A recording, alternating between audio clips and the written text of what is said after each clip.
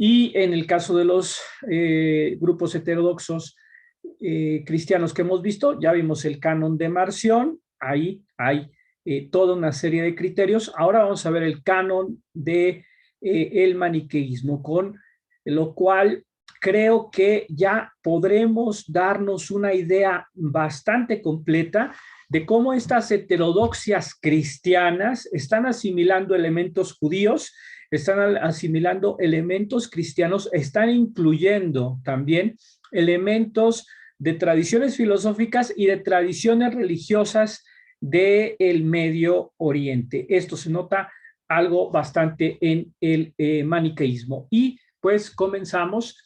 Ahí está una de las más famosas imágenes de los códices maniqueos, creo, y si no, pues vamos a presentarlos. Creo que ya se los había enseñado en la sesión anterior. Aquí tenemos estos dos volúmenes de la editorial Trota, muy buenos. Un servidor los pudo conseguir de remate hace como 3 años. Todavía creo que por ahí se pueden conseguir. El autor es Bermejo Rubio, el gran especialista español sobre el maniqueísmo. Este volumen primero es un estudio introductorio magnífico, impresionante, que nos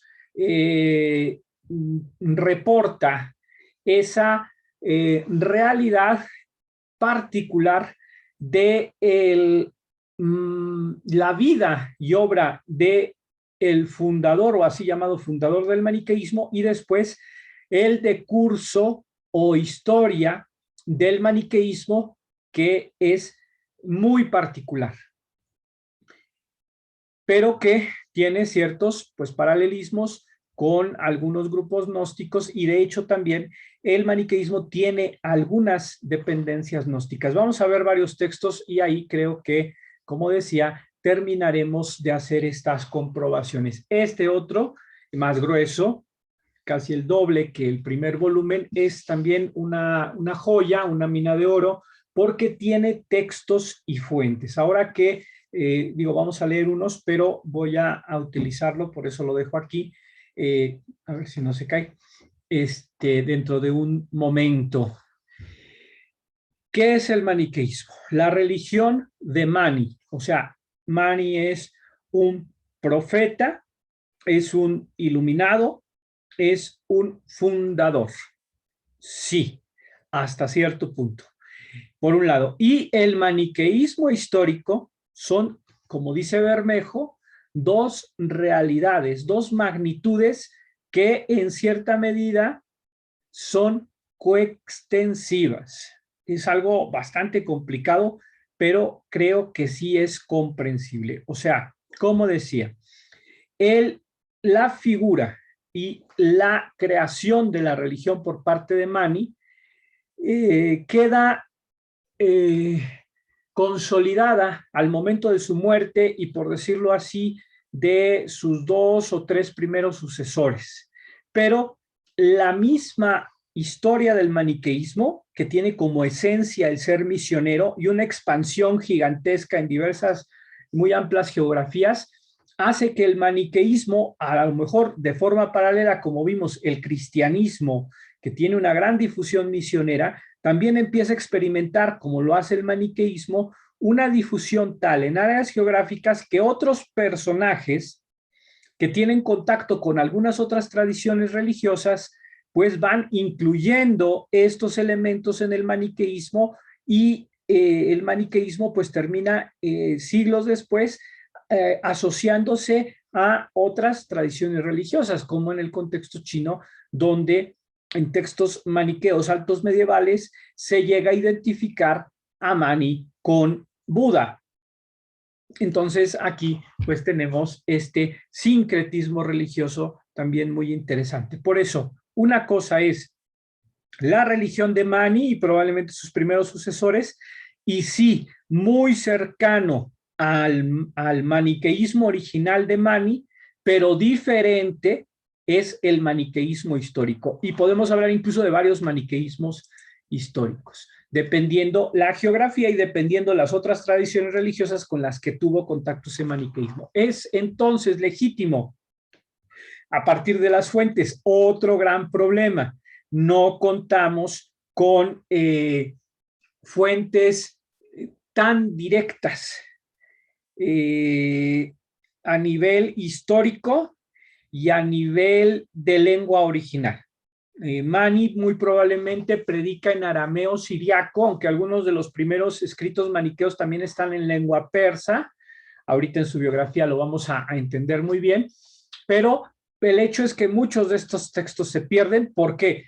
Primer punto fundamental, la persecución temprana que sufre el maniqueísmo, tanto por el Imperio Romano, que es parte de lo que sí conocemos, como por parte del Imperio Persa, que es un poco más desconocido esto. Después el maniqueísmo logra sobrevivir tanto en el Imperio Persa como en el Imperio Romano, pero su acción misionera ya lo ha catapultado al centro de Asia y a China, y poco después será incluso perseguido en China por el Imperio Chino.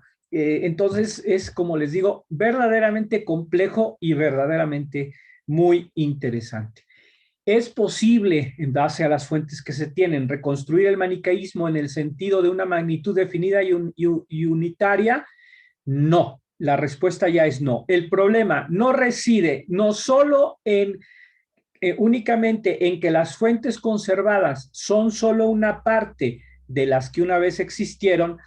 Tenemos referencia de los nombres de los principales textos maniqueos o el canon maniqueo, que como digo lo vamos a ver ahora, pero en muchos casos no tenemos esos textos completos, sino muy fragmentarios.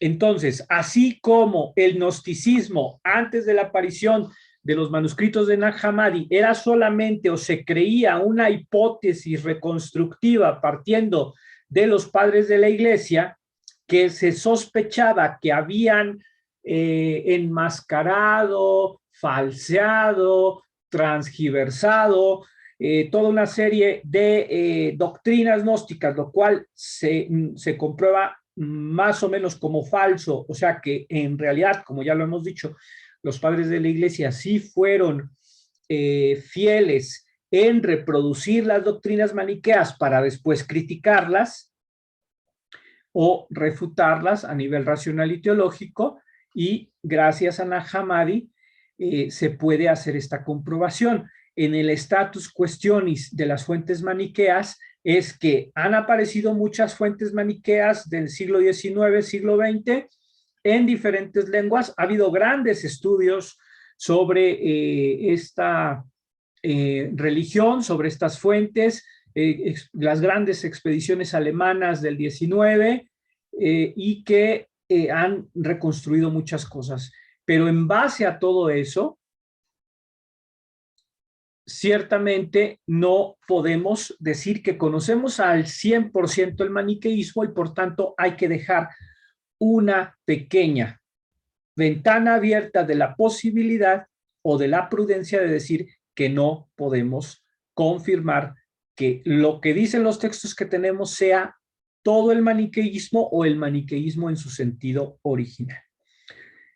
Y por tanto hay aspectos que distan de estar completamente claros. Los testimonios provienen de muy diversas épocas, regiones, ámbitos culturales muy diferentes, por lo que la reconstrucción del maniqueísmo genérico, a pesar de las fuentes heteróclitas, corre el riesgo de obviar la comprensión de esta religión, eventualmente distintas, porque son distintas las fuentes, y de incurrir en la arbitrariedad de diseñar una forma de unitaria, de maniqueísmo, o sea, pensar que hemos llegado al maniqueísmo original, pero que esa idea de reconstrucción del maniqueísmo probablemente nunca existió. Entonces, ¿qué hacemos? Pues tenemos que ver lo que hay y plantear el maniqueísmo desde esos textos que se tienen, que es más o menos lo que se había hecho con el maniqueísmo, con el gnosticismo hasta antes de la aparición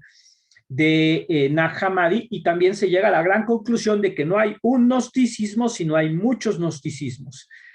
Alan, que le ha llamado mucho la atención, he estado en contacto con él y me ha llegado a expresar, el gnosticismo es profundamente complicado, sí, y veremos que aquí en los textos, por eso he hecho esa selección, que ahora veremos, como digo, hay muchas semejanzas entre el maniqueísmo y el gnosticismo. Ese modalismo, esa confusión sobre la divinidad, sobre el Padre, el tema del demiurgo, quién es Jesucristo dentro del maniqueísmo, y aparte aparecen estructuras que ya hemos visto en los textos gnósticos, aparecen los eones, ahora lo vamos a ver, y esta estructura que pues tiene esa relación con también el neoplatonismo. Bueno, vamos a avanzar. Mani. Mani es un personaje que vive en el siglo III de nuestra era o después de Cristo. Probablemente nace en torno al 216 y muere mártir o ejecutado entre el 276 y 277. Pero fijémonos qué dice este fragmento, un folio de Turfán, que es uno de los lugares, ahí tenemos, no corresponde, F Turfán M4, que es, también hay una forma bastante interesante y compleja de ubicar los fragmentos de textos maniqueos que se conservan. Hay un catálogo impresionante dependiendo de varias cosas. ¿Dónde aparecieron y en qué museo o biblioteca se conserven? Principalmente varios repositorios en Alemania. Y que, por lo que decía de las expediciones alemanas, ¿no? Los arqueólogos alemanes se los terminan llevando estos textos que han aparecido pues a Alemania. Ahí tenemos una imagen de estos textos ya de centro de Asia, ya en el contexto alto medieval, en toda esa inculturación china que podríamos decir. Entonces, pues ahí claramente muchos, como les decía, esa imagen que puse al inicio, que es la de la portada del libro de Bermejo, los personajes tienen claramente rasgos chinos, y aquí en esta son en la parte de arriba los discípulos que están copiando las obras de Mani, que tienen esa misión de copiar exactamente las obras de Mani, buscando una fidelidad textual que nos podría ayudar a pensar en la canonicidad de los textos,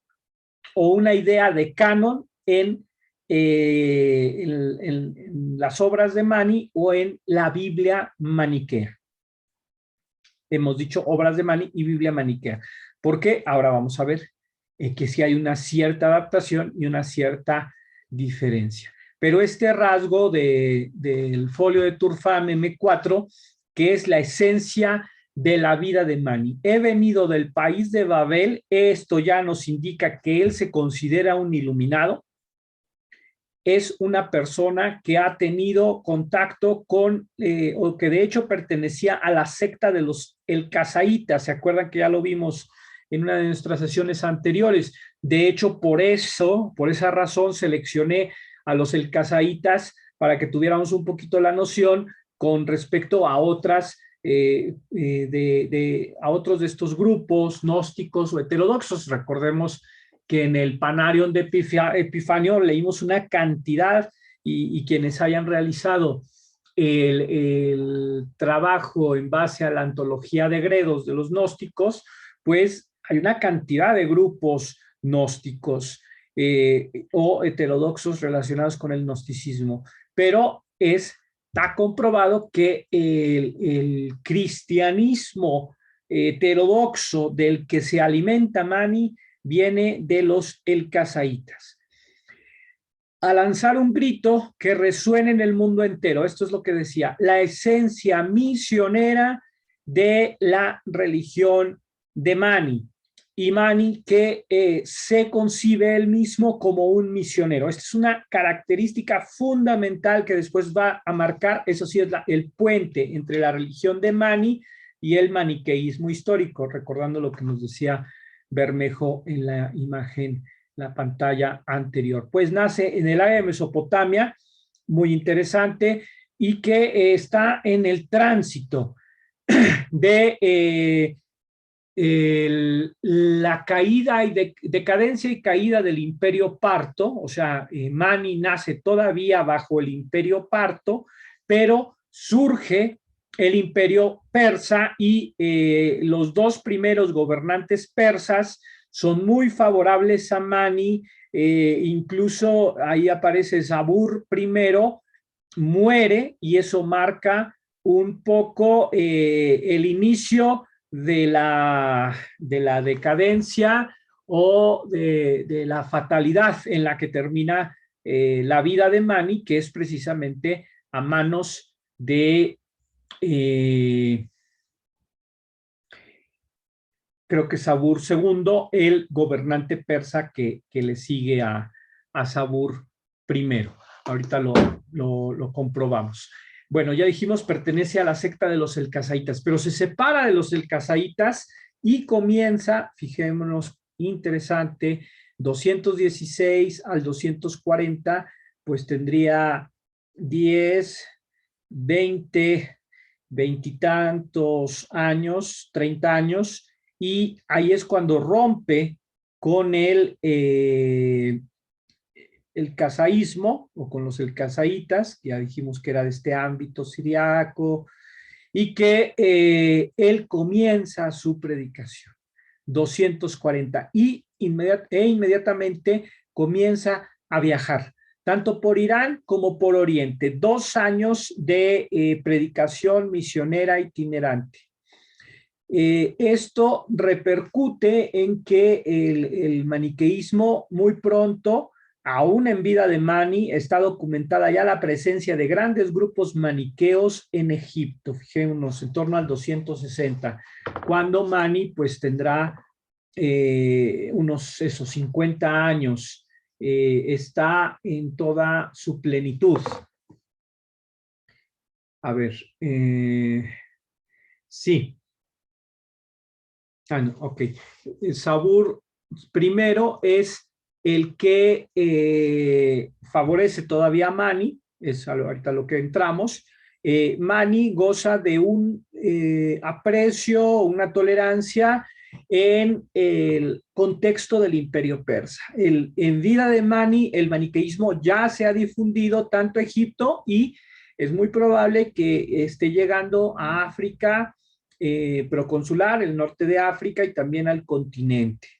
Veremos cómo un poquito no termina el siglo III y ya empieza una reacción global de, digamos, paganos y cristianos en contra del maniqueísmo. Y después, sí, en primer lugar, la persecución por el imperio persa, y también en el tránsito entre el siglo III y siglo IV, la persecución por parte del imperio romano, que la persecución durará más de siglo y medio.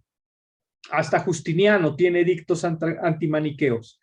Es muy interesante esto, tanto el hecho de la supervivencia de los creyentes maniqueos, y que representa una problemática para el Estado romano, que tiene la necesidad de seguir emitiendo edictos y decretos de persecución y eliminación de estos grupos maniqueos, que, vuelvo a repetir, tanto en el Imperio Persa como en el Imperio Romano generan muchos problemas de orden social e incluso económico. Bueno, el éxito del maniqueísmo es pues muy interesante y muy complejo. Ahora, cuando diga lo de Agustín, creo que también comprenderemos por qué. Viene entonces esa persecución, donde ya es Bahram I, y ya estamos en el Imperio Sasánida, que provoca el encarcelamiento y la muerte de Mani en un lugar que se llama Bet Lapat. Y ahí, pues, muere Mani, y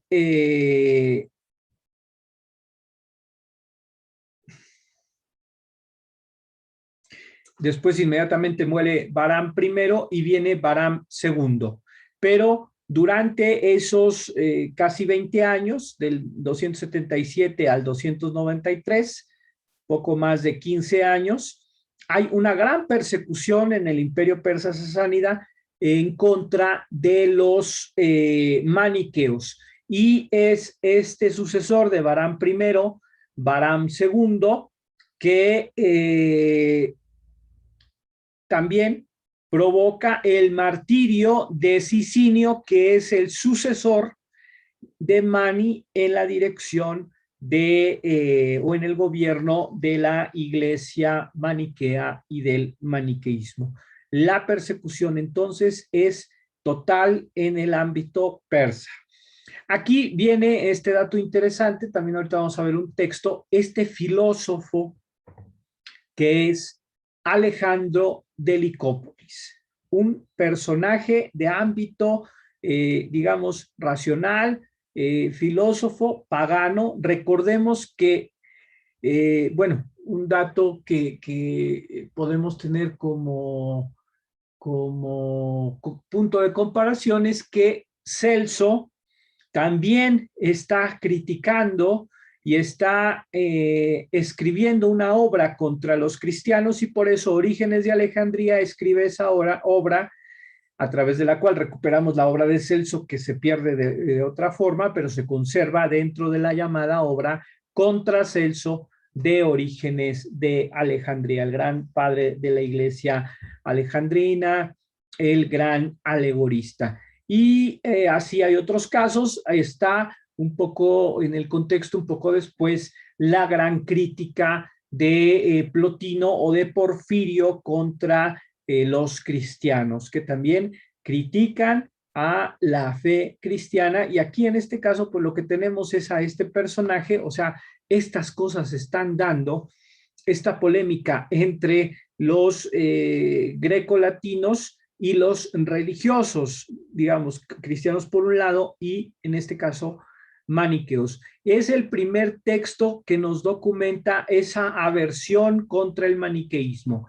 La obra se llama Contra las doctrinas de Mani y es del año 295. Ya decíamos, edicto de Diocleciano del 297, pero nada más voy a mencionar cómo más adelante vienen, bueno, hay edictos de Teodosio del 381 y 382, tenemos el periodo de la vida de Agustín de Hipona, que nos documenta mucho el maniqueísmo latino o occidental. Hay otro edicto de Valentiniano II contra los maniqueos del 389, se exilia a todos los maniqueos que están en Roma. Seguramente los amigos y patrocinadores de Agustín. Viene después medidas antimaniqueas de Honorio I en el 405, también de Valentiniano III en el 425, se vuelve a desterrar a los maniqueos de Roma. Teodosio II en el 428, León Magno en el 443 también decreta medidas en contra de los maniqueos y Valentiniano III. Y así, de nuevo, hasta el 490, muy famoso, el Papa Gelasio I, autor del decreto gelasiano, que es una lista precisamente de textos apócrifos y de herejías, vuelve a descubrir presencia maniquea en Roma y los deporta y quema ya sus obras. El Papa Hormisdas en el 520 también, fíjense entonces cómo en el ámbito occidental, y nada más estamos siguiendo esta línea, el maniqueísmo sigue presente y sigue siendo considerado una amenaza tanto por los emperadores romanos, que ya ciertamente son cristianos, como por los padres de la iglesia o papas de Roma. Y más adelante vendrá todo este problema. Hay muchos contactos con el Islam y viene también el contacto con el imperio chino, y solamente pues mencionaré por aquí a ver, por ejemplo, en el 1166 el funcionario chino Lu Yu escribe un memorial ante la corte imperial y se conserva, en el que denuncia al maniqueísmo como un culto subversivo. Fíjense, estamos hablando de que 6 siglos después de lo que estamos diciendo, tránsito en el siglo III y IV, el maniqueísmo sigue vivo en el ámbito chino y sigue siendo considerado una religión subversiva. Hay una correspondencia entre un escritor confuciano que se llama Huang She y un maniqueo que se llama Yang Shisheng. Y este maniqueo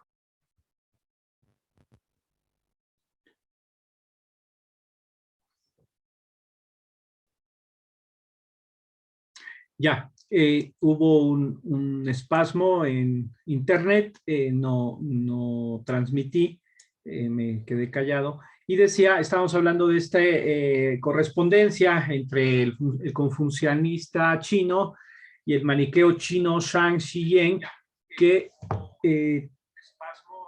está tratando de demostrar en este epistolario que el maniqueísmo en realidad es una religión que merece respeto. Y por último, menciono, fíjense qué interesante, en el 1292 Marco Polo encuentra grupos maniqueos en Saitung, que es China suroriental.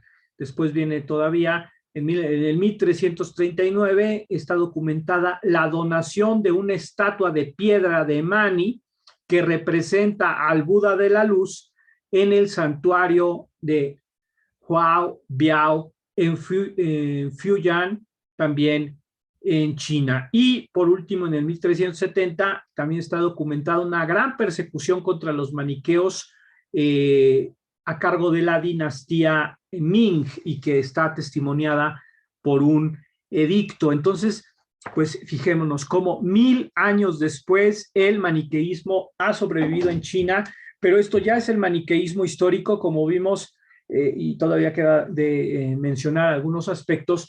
El maniqueísmo histórico sufre o deriva en ciertos sincretismos y tiene temas y aspectos del maniqueísmo de religión de Mani, pero ciertamente hay una evolución de esta doctrina o esta fe religiosa.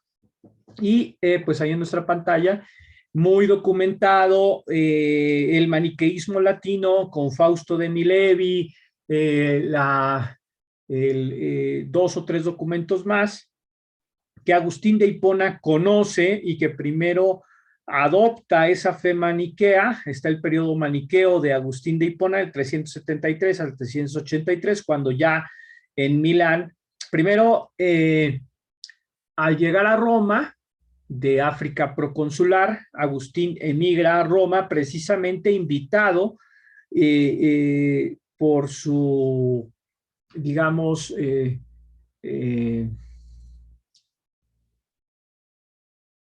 padrino, la palabra correcta no es esta, ya me saldrá ahorita, pero entrando en contacto con los maniqueos en Roma, debido al poder social y político que tienen con los maniqueos y que tienen los maniqueos en Roma, ya lo vimos, como está durando todavía 200 años después de estas menciones de esa comunidad maniquea que acoge a Agustín y que convierte a Agustín en Roma, es tanto el poder de los maniqueos que le ofrecen vistas las habilidades retóricas de Agustín, reconocidas por los maniqueos, lo recomiendan y se lo llevan a la corte imperial que está en Milán y Agustín, durante algunos años, siendo maniqueo, es el rétor imperial, pero gracias a esa influencia y a ese arropamiento que los maniqueos le están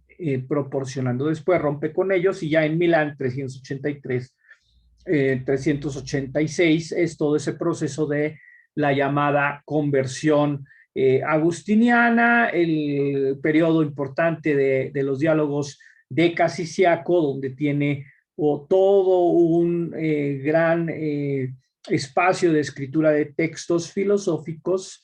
Está escribiendo también las obras antimaniqueas, al menos 2 comentarios al Génesis contra los maniqueos, y después seguirá escribiendo más obras, Agustín. Entonces, pues ahí tenemos cómo, pues probablemente no es muy conocido el maniqueísmo, pero un servidor pues ha querido, sí, darle ese contexto y importancia que realmente tiene. ¿Por qué?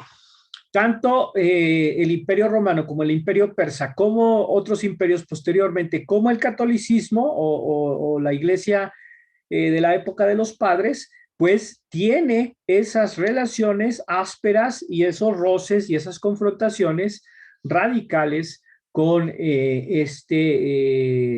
Mani y sus sucesores. ¿Cuáles son las características del maniqueísmo? Una cosmovisión religiosa autónoma.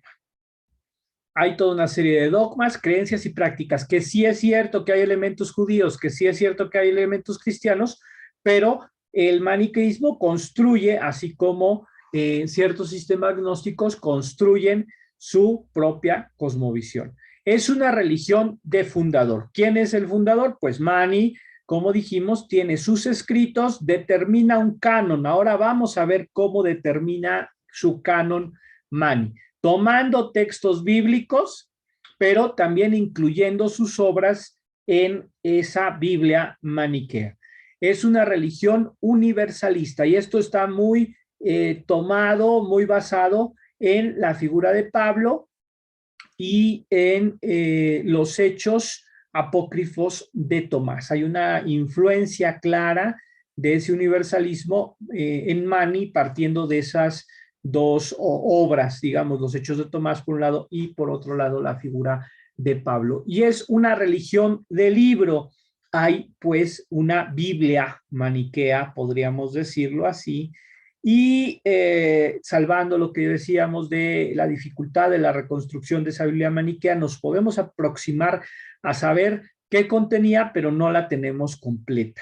Sin embargo, está claro que en esa religión maniquea, aquí es donde sí ya es una religión en sí misma, hay un dualismo radical. Y esto viene un poco también de esa tradición medio oriental del zoroastrismo, la luz y las tinieblas. El zoroastrismo es esencialmente luz y tinieblas, y en el maniqueísmo también.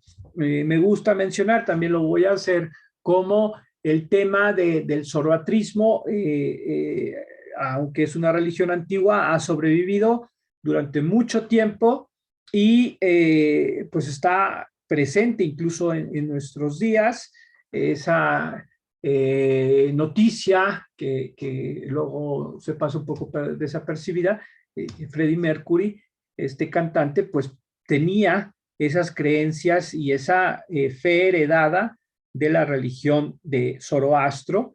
Hay pues grupos de la zona de Medio Oriente que siguen teniendo una base de la fe del zoroastrismo, y que esto pues también está muy presente en muchas otras concepciones religiosas e incluso pues claramente en la literatura fantástica muy actual y muy conocida de la serie de Star Wars, donde claramente hay un dualismo maniqueo. Hay artículos de estudiosos que desde la perspectiva histórica y también de la crítica literaria logran identificar perfectamente el maniqueísmo presente en, en el universo de Star Wars, donde claramente están hasta los términos la luz y el lado oscuro, que estaría identificado con las tinieblas. Entonces, no es banal hablar del maniqueísmo, porque llega a tener incluso esta gran influencia a lo largo de la historia de este dualismo, luz y tinieblas. La expansión geográfica del maniqueísmo, como dijimos, surge en esta zona: Babilonia, Persia, se expande Egipto, África del Norte, Milán, Constantinopla, Sicilia, esta ciudad Sifonte, Babilonia, digamos, la sede de los jerarcas o máximos líderes maniqueos es Babilonia durante mucho tiempo, pero ya en la ocupación musulmana se traslada la sede del poder maniqueo a Samarcanda, y en esa expansión también del Islam, por toda la meseta central de Asia, quienes tomamos y compartimos ese rico curso también de apócrifos del Antiguo Testamento. Recordemos el tema de Daniel y de la tumba de Daniel y del cuerpo de Daniel, el profeta Daniel, que también tiene relación, por un lado, el cuerpo habría permanecido en Babilonia, la mano de Daniel fue llevada en un momento a Samarcanda y era venerada incluso por los musulmanes. Están documentadas peregrinaciones musulmanas que hacia los santuarios de devoción del profeta Daniel. Entonces imaginémonos cómo también está en todos estos universos a veces muy desconocidos para nosotros, pero que historiadores pues sí lo han documentado y existen a veces muchas fuentes ricas de información que nos hablan de todas estas cosas y cómo el maniqueísmo convivía durante siglos con cristianismo, con zoroastrismo, con islam y con el budismo y con la cultura del confucianismo. Ya dijimos ese epistolario, siglo XI, siglo XII, siglo XIII, del contacto entre los teólogos o filósofos chinos y los maniqueos. Aquí esta región de Sogdiana, el Turquestán chino, digamos un poquito arriba en torno a la parte de arriba de Irán, Irak, Pakistán, un poco el Monte Everest y toda esta cadena del Himalaya, un poco hacia arriba está esta región de Sogdiana, el imperio Yugur y ¿cómo se llama la otra? Dos o tres regiones muy importantes que son ese prácticamente centro de China que suben hacia lo que se llama la Mongolia interior, que es parte de China, y la Mongolia exterior, que es el país como tal independiente que reconocemos hoy como Mongolia. Pero no se queda en el centro de China, sino que también, ahí pone este lugar, Karabalgasu, dentro del imperio Yugur, que es donde estamos diciendo la zona de Turfán, pero también esa expansión, por el mismo carácter misionero del maniqueísmo, a Saitún, China suroriental, y un gran centro y un gran santuario.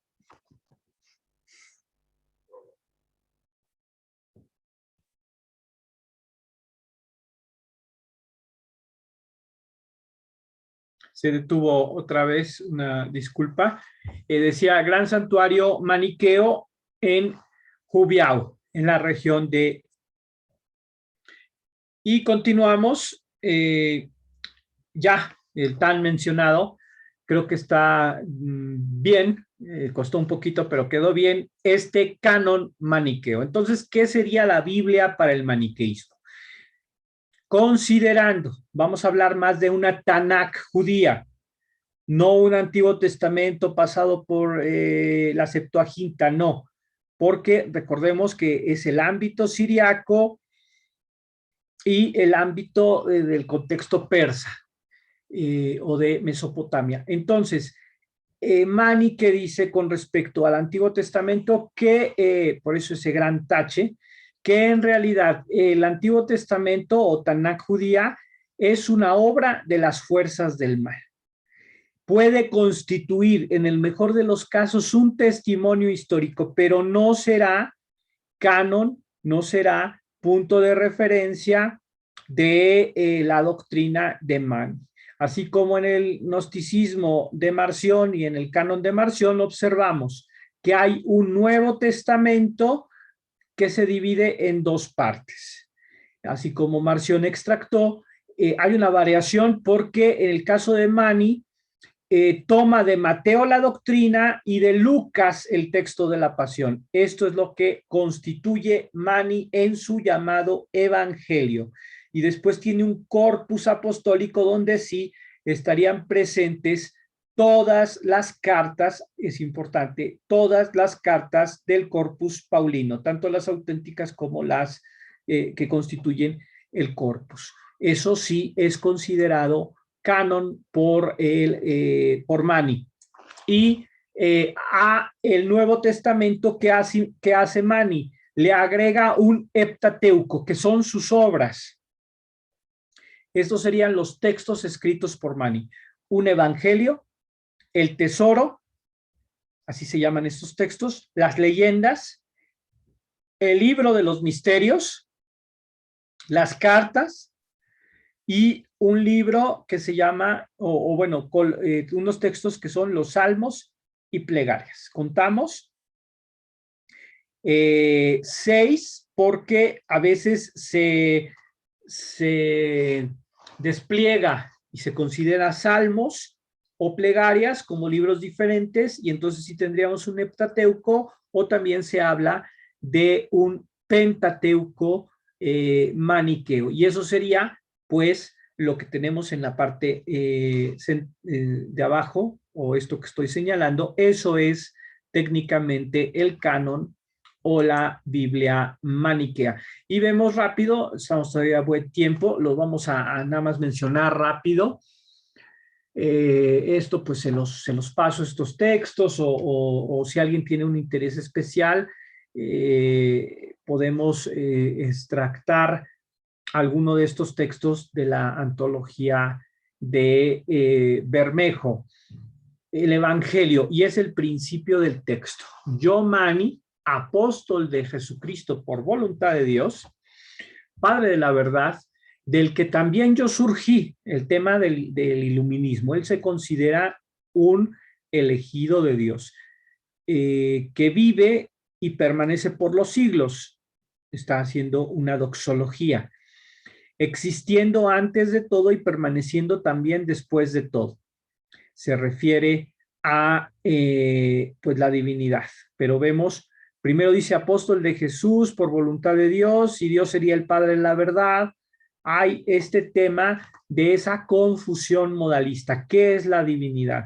O hay una trinidad o hay una dualidad, Jesús, Jesucristo y Dios. No queda del todo claro. Todo lo que ha surgido y surgirá subsiste gracias a su poder, el poder divino. De ese poder nací yo, dice Mani, y soy por su voluntad, o sea, estaría sostenido por la voluntad de Dios. Y de él todo lo verdadero me fue revelado y existo por su verdad. Ahí estaría haciendo la suplantación de la revelación que en el cristianismo estaría siendo adjudicada a Jesucristo, ¿verdad? Entonces, por eso en sí es una religión del libro, porque Mani es el profeta, así como en el Islam, Mahoma es el profeta que recibe la revelación y que escribe el texto sagrado. He visto la verdad de los eones que él me reveló. Aquí sí ya no suena gnosticismo. Y desvelé la verdad a mis compañeros de viaje, el tema esencial de El misionero. Anunciado la paz a los hijos de la paz, he predicado la esperanza al linaje inmortal, he escogido a los elegidos.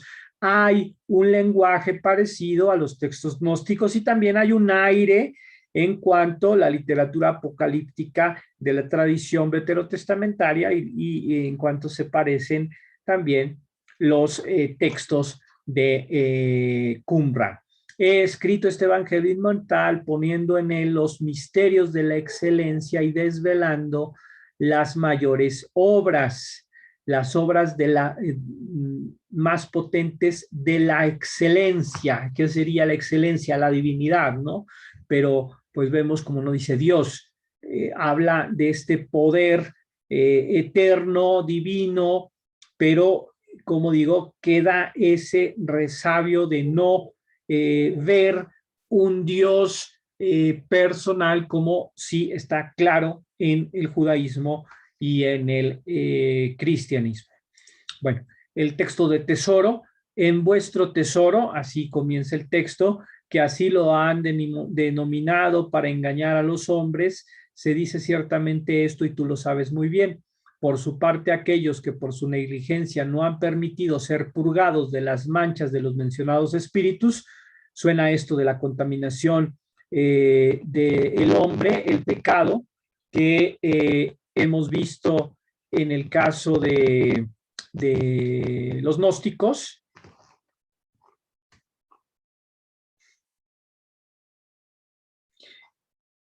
está un poco lento. Voy a permanecer así para que se quede bien registrado.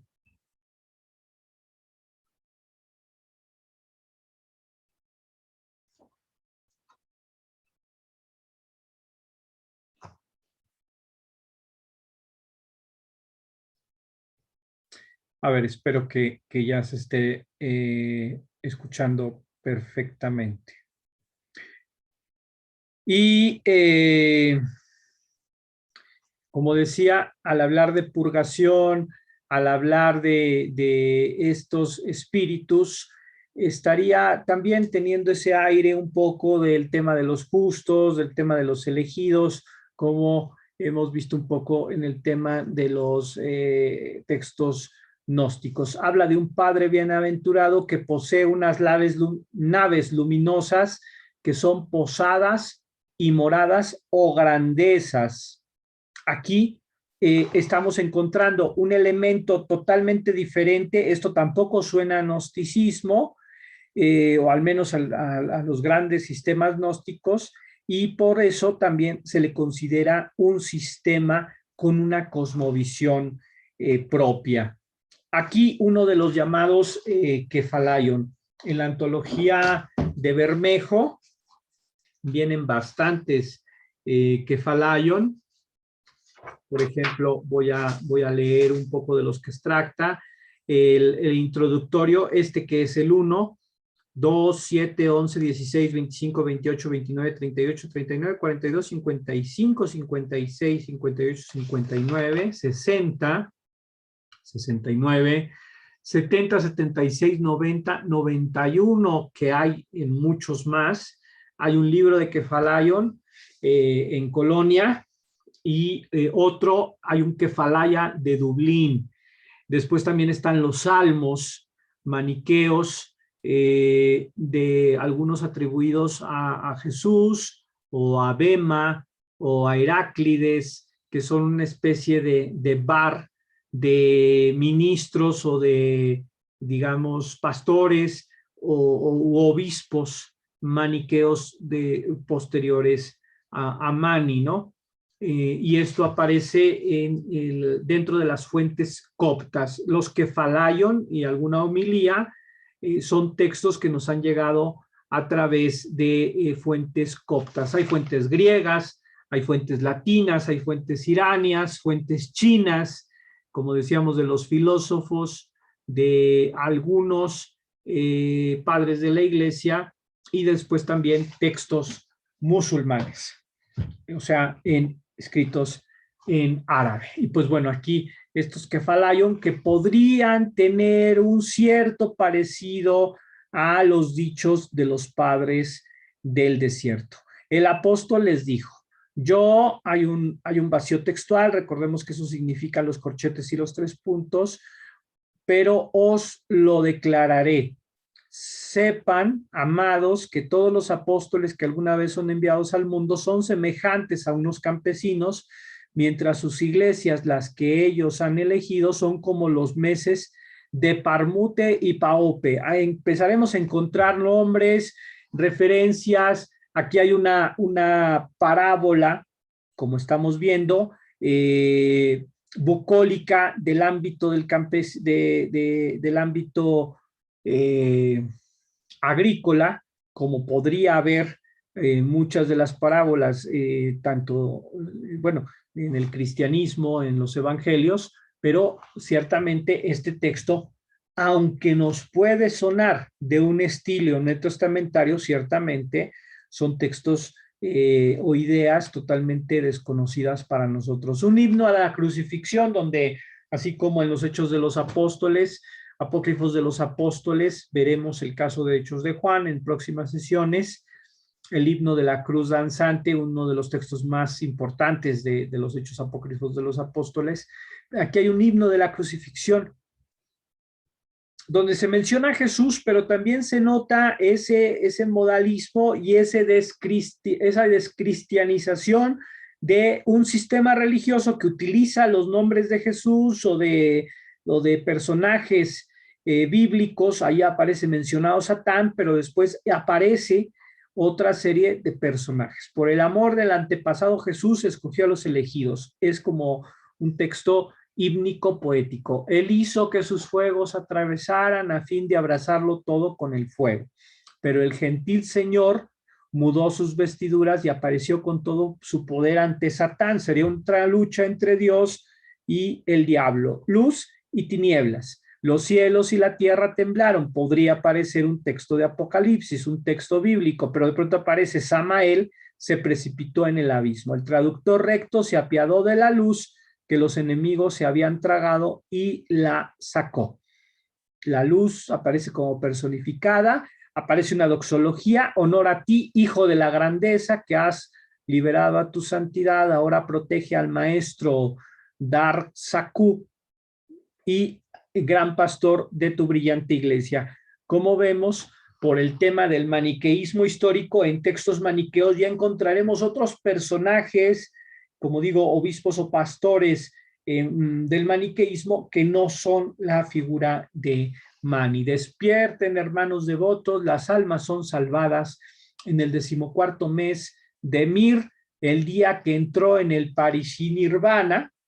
Estamos encontrando terminología del hinduismo y budismo, Jesús, el Hijo de Dios. Entonces, comprobamos un poquito, sí, es algo complicado, por eso pues tenemos que leerlo para comprender que es un sistema propio. Es una religión que está tomando elementos de la fe judía y cristiana, pero está construyendo su propio sistema. Y el texto decíamos, contra las doctrinas de Mani, de Alejandro de Licópolis, establecía como principios a Dios y la materia. O sea, Alejandro de Licópolis documenta perfectamente este dualismo maniqueo. Dios es bueno, la materia es mala, y con mucho el bien de Dios y al mal la materia. La materia de la que nos habla no es la de Platón, fijémonos cómo hace esa diferenciación, ni la de Aristóteles. Pues al movimiento desordenado que hay en cada uno de los seres, Mani lo llama materia. O sea, hay una definición propia de materia de Mani. Y Cristo, o el Cristo, es un intelecto. Claramente Alejandro de Licópolis nos está diciendo cómo hay una concepción modalista, porque hay una despersonalización del Jesús o de Jesucristo. Habiendo llegado una ocasión al lugar superior, liberó hacia Dios la mayor parte de su potencia, y habiendo sido crucificado, suministró el conocimiento. Muy parecido el tema hombre pecado y ese Salvador, que sería Cristo, despersonalizado también en el gnosticismo, por su muerte, el conocimiento, gnosis, está haciendo que esa potencia divina, o ese eón, ya veíamos que antes decía que era un eón, libera a la materia. En este caso, no es como en el gnosticismo, que el gnosticismo lo único que le importaba era liberar el alma. Aquí está hablando de la materia. Entonces sí, pues cada sistema está siendo propio y diferente. Y bueno, pues espero que les haya parecido interesante este gran excursus sobre el maniqueísmo, que